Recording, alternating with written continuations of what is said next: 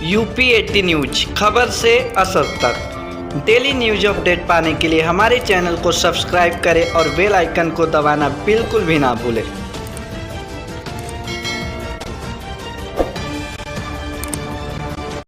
Doctor Sunil Kumar Srivastava, ये managing director सृजन ice academy. ये कोरोना काल में हम लोगों ने लगातार जो भी सरकार की गाइडलाइन थी और जैसी परिस्थितियां थी, हम लोगों ने हमेशा उसमें उस अनुरूप भागीदारी भी की है। लेकिन अब जो वर्तमान स्थिति है और हमारे जो ये वर्ग है कोचिंग का वर्ग, उससे हमारे हर कोचिंग से जुड़े हुए 10, 20, 25, 50 लोग और जुड़े हुए हैं और बहुत ज़्यादा प्रभावित है। जब तक स्थितियाँ प्रतिकूल थी तो हम लोगों ने बहुत विरोध नहीं किया, क्योंकि वो आवश्यकता थी, बल्कि सहयोग किया और शिक्षित तबका होने के नाते हम लोगों ने पूरा सहयोग किया भी।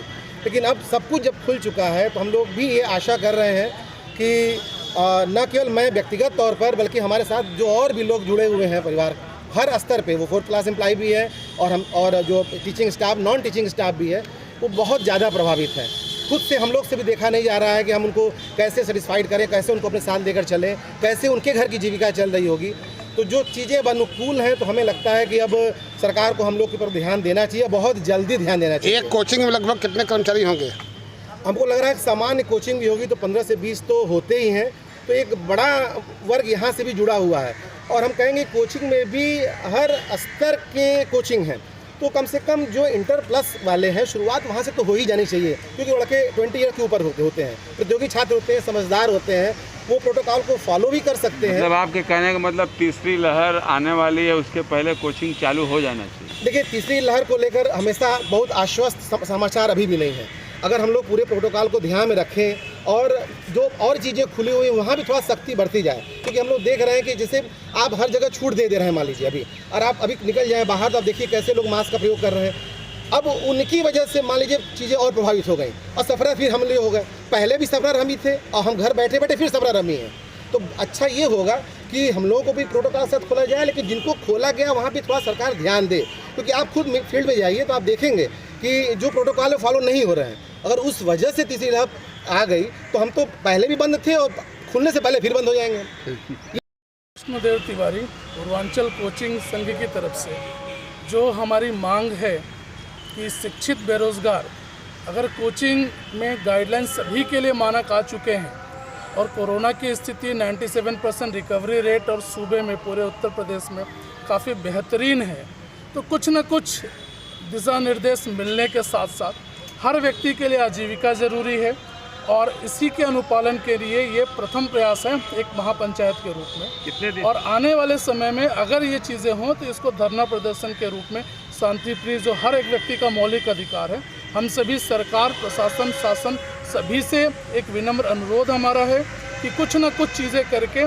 ऑफलाइन या जो भी चीज़ें, हर एक व्यक्ति का उसकी आजीविका महत्वपूर्ण होती है। और अगर ये चीज़ें हैं तो इसमें शिक्षित के साथ, शिक्षा के साथ कॉम्प्रोमाइज़ नहीं किया जा सकता है, चाहे कोई भी बच्चा हो, किस लेवल पे है। और अगर वैक्सीनेशन ड्राइव तेज़ी से चल रही है, सारी चीज़ें पॉजिटिविटी की तरफ चल रही है, तो यथाशीघ्र 2 से 3 दिन के अंदर हम लोग की मांगों को उसको पूरा किया जाए। हम सभी का यही एक अनुरोध है।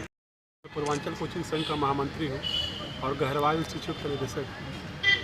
हम लोग बस सरकार से दुहाई देने आए हैं कि 18 प्लस के बाद जो वैक्सीनेशन है, मॉल खुल गए हैं, सारे यंग बच्चे कहीं ना कहीं ग्राउंड में जा रहे हैं, मॉल में जा रहे हैं, तो इनको सरकार गाइडलाइन बनाए। हमें सरकार से, प्रशासन से लड़ना नहीं है, उनसे गुजारिश करनी है, रिक्वेस्ट करना है कि हमारे भी बाल बच्चे, परिवार हैं, जितने कोचिंग संचालक आए हैं, हमारे कर्मचारी हैं, उनके भी परिवार हैं जो लेकिन कोचिंग को भी एक धारा में लाएँ, हमारी भी दरवाजे खुलें, हमारा भी शटर उठे। हम बस सरकार से, माननीय प्रदेश के यशस्वी मुख्यमंत्री श्री योगी जी आदित्यनाथ से गुहार लगा रहे हैं कि सर, हमारा भी एक डिवीज़न है जिसको अनदेखा न किया जाए, इसका गाइडलाइन बना के आप जैसे कहें हम वैसे चलाएंगे।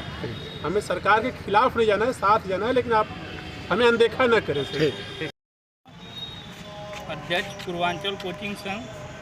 आशीष जी, किस तरह का आज यहाँ पे शास्त्री घाट पे आए हैं, क्या किस तरह का पंचायत करने? यहाँ पे सर एक संगठन है पूर्वांचल कोचिंग संघ के नाम पे, जिसमें 1000 प्लस संचालक हैं, जिनकी रोजी रोटी पूरी तरीके से 14-15 महीने से ठप पड़ी है। शिक्षित बेरोजगार एक तरीके से आप लोग, हम लोगों को कह सकते हैं। और यही सब देखते हुए आज पूरे संचालक भाई लोग मिल के एक महापंचायत का कार्यक्रम रखे हैं कि अपनी बात सरकार तक पहुंचा पाएँ और योगी जी से निवेदन करें कि एक मानक को तय करते हुए कोचिंग को खोलने की अनुमति दें।